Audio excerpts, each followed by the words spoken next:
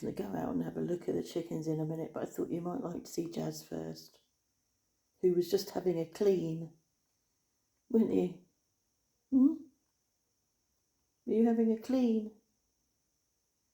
I'm keeping you awake. Hello?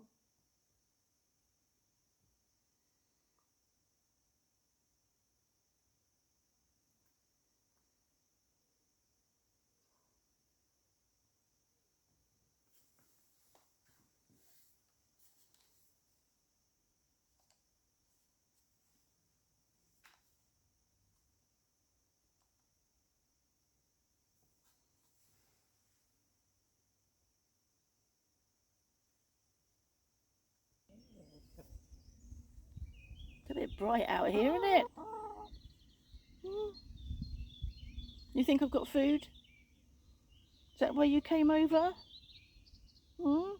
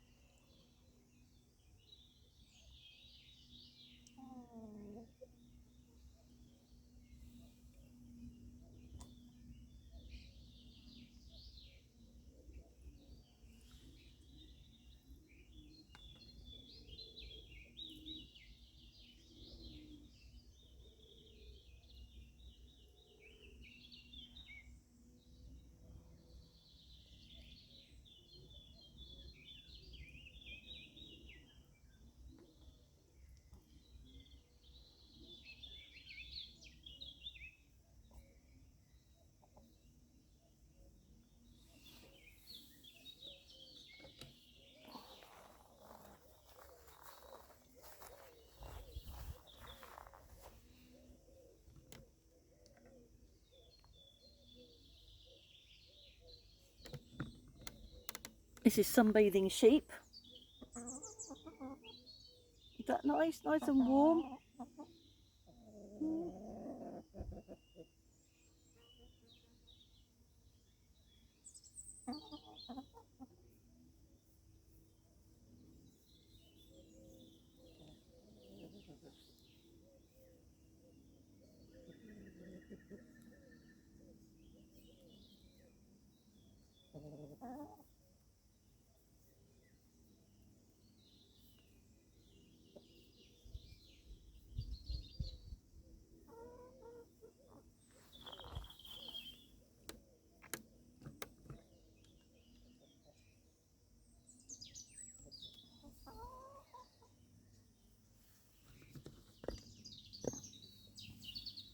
Where have you been?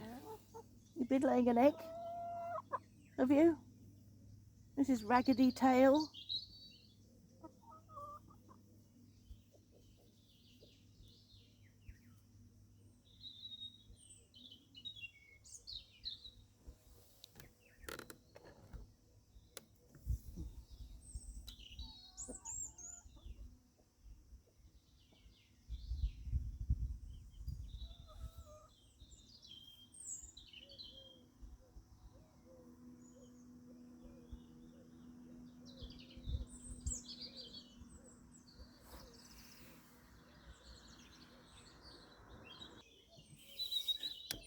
Look at that. It's another beautiful day.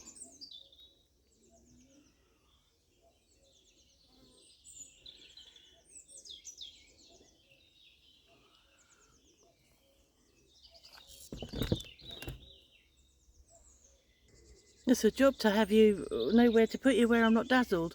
I'm being dazzled by the reflection off the fence. I've got you standing on top of the compost bins.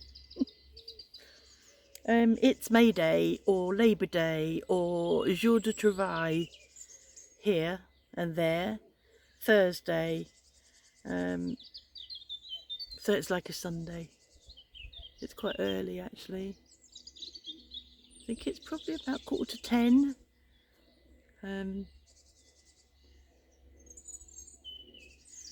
Listening to the cuckoo.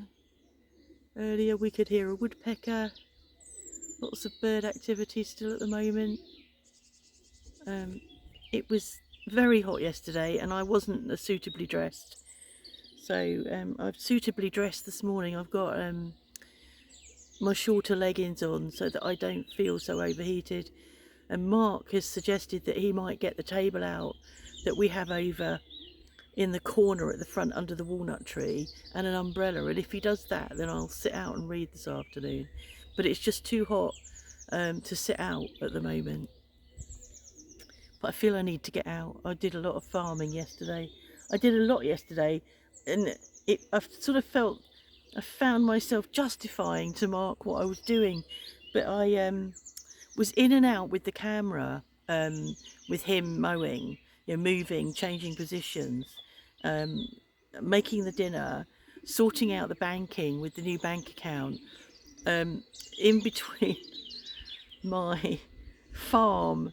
My workers were not getting on with it, so they kept stopping. I had to go and keep restarting them. So I was quite, by the time it was sort of supper time, I was quite exhausted. I'd walked a lot, but hadn't really come outside much. It's awful. I just think, I need to be out more, but I ache too much to be out. It's sort of a bit circular, I suppose, isn't it? I'm not out, so I'm aching, and I'm aching because I'm not out. I don't know.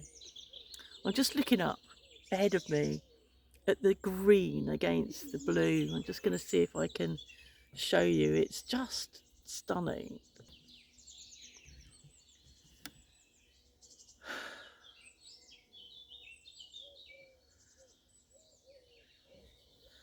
We came down to put the chickens away last night. I think that's a golden oriole behind me, if you can hear it. That's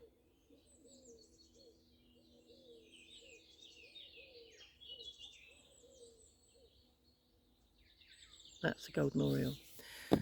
Came out last night to put the chickens away, and I came down with Mark because I felt I ought to, and I wanted to come and see the garden now he'd mown. And there's elderflower coming out down there now, and I used to make, when we were first here, I used to make elderflower cordial, which was really yummy, and I loved the smell of the elderflowers. I stopped making it because it's just very much sugar. So, sort of 10 years ago, we just thought, actually, no, it's just sugar, because it is quite high sugar, the cordial. I used to love it. I used to love the smell. There was a couple of flowers open down there, and I picked them and put them to my nose to smell them, and they just didn't smell nice. They didn't smell of elderflower, and I think it's probably me that my smell has changed. The sense of smell has changed. I don't think it's the elderflower. And then I smelt some wisteria, and then I came back in and I'd got these smells stuck up my nose, and I can still smell something this morning. Normally I go to bed and I sleep and forget the smells, that this morning I'm still getting whiffs or wafts of whatever the smell is. Don't know what it is. I can't work out whether it's the wisteria or the elderflower. But I noticed the other day I was trying to smell the lilac and I couldn't smell that. So I really do have a very blunted sense of smell nowadays, along with blunted sense of taste. I don't know what did it. I had some blood pressure tablets 5 years ago, I think, and it seemed to be linked to that, and so I stopped taking them and swapped, and but never really recovered. I mean, it's recovered slightly, but never really recovered after that, so it's a bit annoying. So yesterday I made chicken and mushrooms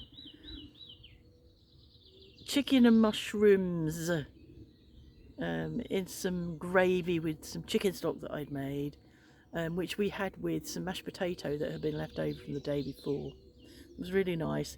There's another half of the another 2 portions of the chicken and mushroom today, which I've added some garam masala to, and some curry powder and some chili to just change the flavour slightly. And we'll do it with rice. So I haven't really got to cook anything. Just got to heat that chicken up and cook some rice. I often sort of think I quite like a rice cooker.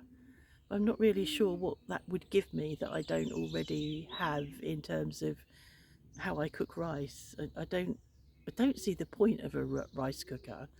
I sort of imagine it works really well, but the rice that we have is primarily, I say primarily because every so often I think we'll have some white rice, but it's normally brown rice.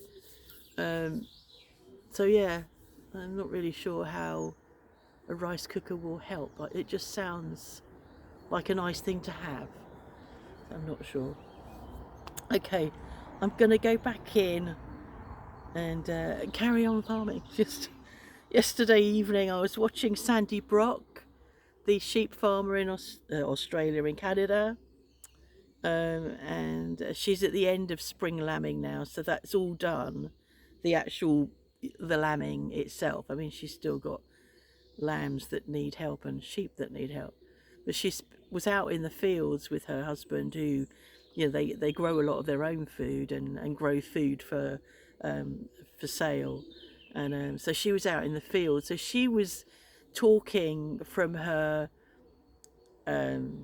tractor. She was out going around the tree line to get rid of trees that during the winter storms had come down onto the field. So she's talking from her tractor. So I'm watching her on the Mac, and on the telly I'm watching one of my workers in their tractor cultivating a field, and I just thought, this is mad.